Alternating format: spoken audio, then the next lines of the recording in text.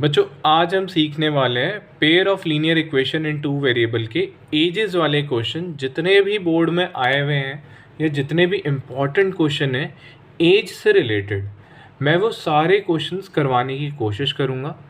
आप एक एक करके सारी वीडियोस देखना, आपको ये कॉन्सेप्ट आसानी से समझ आ जाएगा और सारे क्वेश्चन आप कर पाओगे। होता ये है, जितने भी एजेस वाले क्वेश्चंस हैं उसमें बच्चों को इक्वेशन बनाने में बहुत ज़्यादा दिक्कत आती है। तो मैं वो चाहता हूँ कि इक्वेशन बन जाए। सॉल्व तो सब कर लेते हैं पर इक्वेशन बनानी बहुत मुश्किल लगती है बच्चों को। तो मेरी कोशिश ये रहेगी कि बच्चों को आसान लगे, आप सबको समझ आए हर एक क्वेश्चन और आप कर पाओ। तो सबसे पहले ऐसे जब भी क्वेश्चन आए एजेस वाले तो उसमें ना जो सबसे इम्पॉर्टेंट किरदार होते हैं ना उनको अंडरलाइन कर लो। फॉर एग्ज़ाम्पल इस पूरे क्वेश्चन में जेकब और उसके सन के बारे में बात की गई है, तो मैंने क्वेश्चन जैसे ही लिखा तो सबसे पहले मैंने उसको अंडरलाइन कर लिया। तो यहाँ पे सिर्फ दो लोगों के बारे में बात की गई है इस क्वेश्चन में, आप अच्छे से पढ़ के भी देख सकते हैं। वो है जेकब और उसका बच्चा। ठीक है, तो क्वेश्चन को अच्छे से पढ़ते हैं। सबसे पहले जैसे ही आप दो ये नाम देखो तो यहाँ पे एक्स और वाई उनका नाम रख दो। जेकब का नाम एक्स रख दो और वाई रख दो उसके बच्चे का नाम। ठीक है, अब क्वेश्चन पढ़ते हैं। 5 ईयर हेंस, 5 साल बाद। तो जैसे ही अगर मैं बोलूँ 5 साल बाद या 5 साल पहले, तो याद रखना अगर मैं अपनी एज को 5 साल आगे ले जा रहा हूँ तो आपकी भी एज 5 साल आगे चली जाएगी।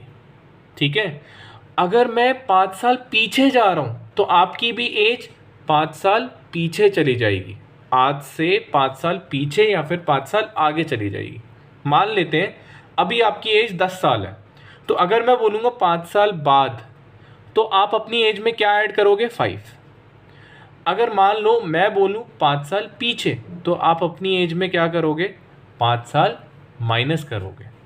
सेम ऐसी इन क्वेश्चंस में भी करना होता है।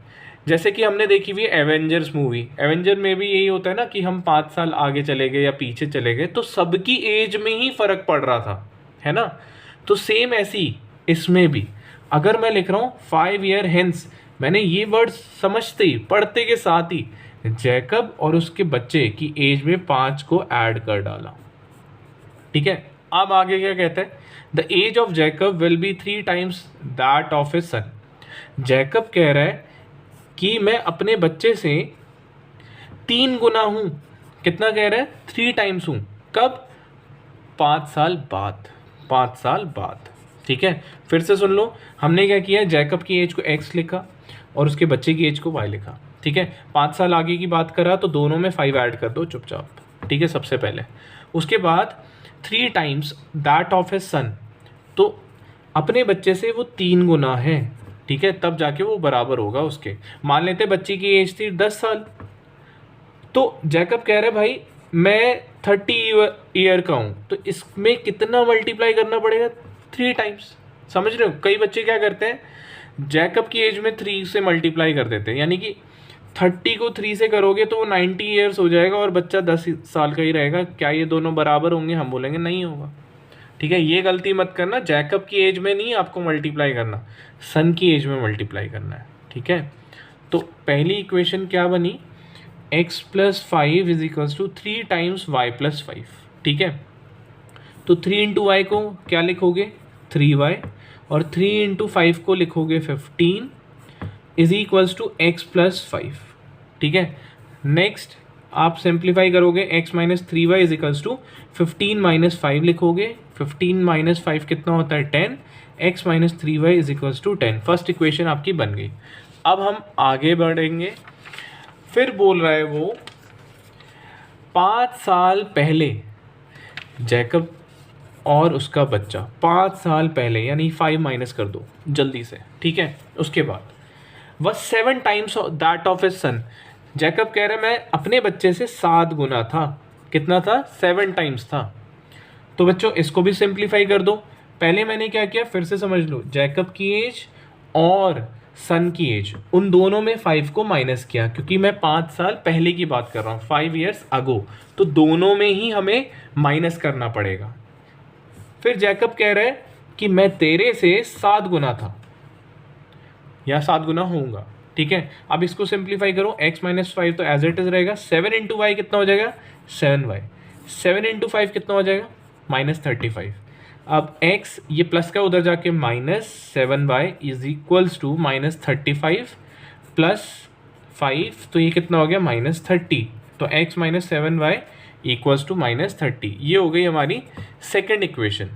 तो अब हमें मिल जाती है दो इक्वेशंस। सिंप्लीफाई करते हैं अब इसे, किसी भी दोनों इक्वेशन में से किसी भी एक को पहले x माइनस, मैं मान लो फर्स्ट इक्वेशन को सॉल्व कर रहा हूँ, x minus 3y is equals to 10, तो मैं लिखूँगा x equals to 10 plus 3y, है ना। x equals to 10 plus 3y, ये माइनस का था उधर जाके प्लस हो गया। इसको मैं सेकंड इक्वेशन में पुट करूँगा x की जगह पे, क्योंकि x कितना है 10 प्लस 3y, तो मैं x की जगह पे क्या पुट करने वाला हूँ 10 प्लस 3y। तो यहाँ पे आप फिर से लिख लो x minus 7y equals to -30, x की जगह पे आप लिखने वाले हो 10 plus 3y minus 7y equals to -30, ठीक है।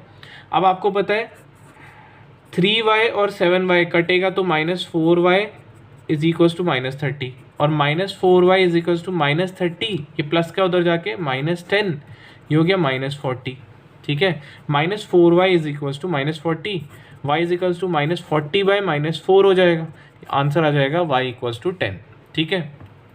इस y की वैल्यू जो 10 आई है वो यहाँ पुट कर दो, x equals to 10 plus 3y, y की वैल्यू कितनी है 10, तो 10 प्लस 30 इज इक्वल्स टू 40।